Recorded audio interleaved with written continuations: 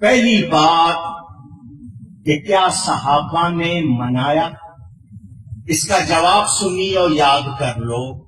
ان سے پوچھنا کہ قرآن میں، حدیث میں، فقہ کی کسی کتاب میں یا تمہارے ملا کی کسی کتاب میں یہ قانون لکھا ہوا ہے کہ وہی کام کرنا ہے جو صحابی نے کیا. اگر یہ قانون ہے، دلیل ہے تمہاری کہ وہی کام کرنا ہے جو صحابی نے کیا، دوسرا نہیں کیا جا سکتا، تو یہ کسی کتاب میں لکھا ہوا دکھاؤ. قرآن میں دکھا دو، حدیث میں دکھا دو، فقہ کی کتابوں میں دکھا دو. نہیں تم اپنے ملا کی کتاب میں دکھا دو. مگر نہیں دکھا سکتے کیونکہ یہ کوئی قانون اونچی کہ جب یہ قانون یا دلیل نہیں ہے تو میلاد کے موقع پر پیش کرنے کی ضرورت کیوں آئی؟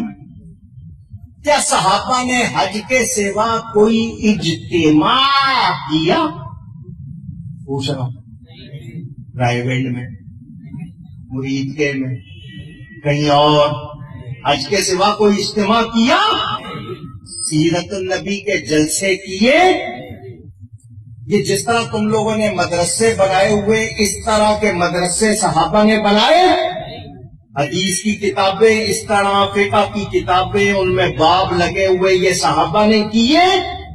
قرآن کریم جس طرح آج چھپا ہوا رنگین کاغذ پر، چکنے کاغذ پر ملتا ہے، کیا صحابہ کے زمانے میں ایسا تھا؟ اس پہ زیر زبریں تھیں، رکوع لگے ہوئے تھے؟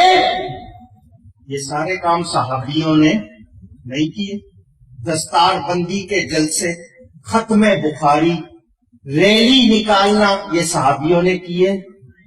اپنے دارالعلوم کا 100 سالہ اور 20 سال کے بعد 150 سالہ جشن منانا، گنتی بھی نہیں آتی.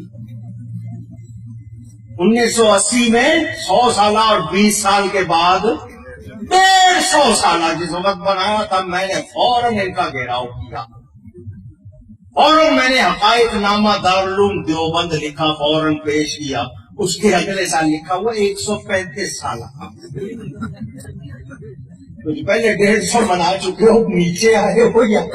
اچھا، مجھے بہت خوشی ہوئی جب انہوں نے 100 سالہ جشن منایا، تو مجھے بہت خوشی ہوئی. لوگ کہنے لگے کیوں خوش ہو رہا ہے؟ میں نے کہا 2 وجہ ہے. ایک تو یہ کہ انہوں نے جشن منایا، پتہ چلا جشن منانا جائز ہے.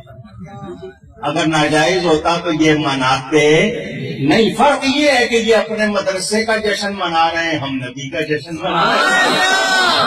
ایک بات. دوسری بات خوشی کی یہ کہ انہوں نے اپنی عمر بتا دی کہ 100 سال ہے. اس سے پہلے یہ لوگ نہیں تھے. ہم تو 1400 سال سے چلے آ رہے ہیں.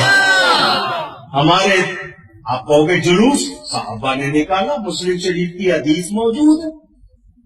اچھا، یہ کہتے ہیں کہ تاریخ وفات 12 ہے، تاریخ ولادت 9 ہے. میں نے کہا منظور. آؤ تم ہمیں فتویٰ لکھ کے دے دو کہ 9 تاریخ کو منایا کرو، یا یہ فتویٰ لکھ کے دے دو کہ 9 تاریخ کو منائیں گے تو اس کو ناجائز نہیں کہیں گے. اچھا چلو، تمہارے نزدیک 9 تاریخ ہے، تم 9 کو منانا شروع کر دو. تاریخ کا جھگڑا ڈال کے ہمیں روک سکتے. عجیب، وفات کی تاریخ 12. میں نے کہا تمہارے بڑوں نے لکھا 12 نہیں ہے، تمہارے بڑوں نے لکھا ہے 12. میری کتاب اسلام کی پہلی عید موجود ہے، وہ پڑھ لینا. تھانوی نے اپنی 3 کتابوں میں یا 4 کتابوں میں لکھا ہے کہ وفات کی تاریخ 12.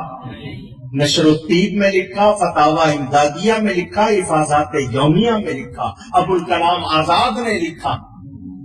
شبلی نعمانی نے سیرت النبی میں 3 صفحے جدول بنائی، ثابت کیا کہ 12 تاریخ وفات کی. میں نے اپنے گھر میں طے کر لو، ہم سے بعد میں لڑنا. کہتے ہیں وہ وفات کی تاریخ ہے، تم نبی کا جشن مناتے ہو وفات کے موقع پر، کیا تمہیں وفات کی خوشی ہے؟ میں نے کہا ایسا جواب دوں گا دانت کھٹے ہو جائیں گے. کیا جواب ہے؟ وفات کا جشن وہ منائے جس کے مر گئے، میرا نبی تو زندہ ہے. اور حیاتی مماتی تو ان میں بھی ہے، آپ کو شاید پتا نہیں ہے، ان میں بھی حیاتی مماتی، جو حیاتی ہیں وہ مماتی کو کافر کہتے ہیں، جو مماتی ہیں وہ حیاتی کو، ان میں بھی ہیں، آپ کو پتا نہیں ہے۔ ہاں یہ بڑا مسئلہ ہے، ہم بھید جانتے نا، اسی لیے ہمارے پاس آتے سنی کو پکڑتے، سیدھے سادے سنی کو، ادھر آ دیکھنا 12 تاریخ وفات کی تھی، حضرت فاطمہ رو رہی تھی، اے صحابہ کا غم سے برا حال تھا، تو نے کمکمے لگائے، وہ سادہ آدمی درشاتا بیچارے کو پتا، ہمت ہے تو میرے سامنے آنا، ماں کا دودھ دیا ہے تو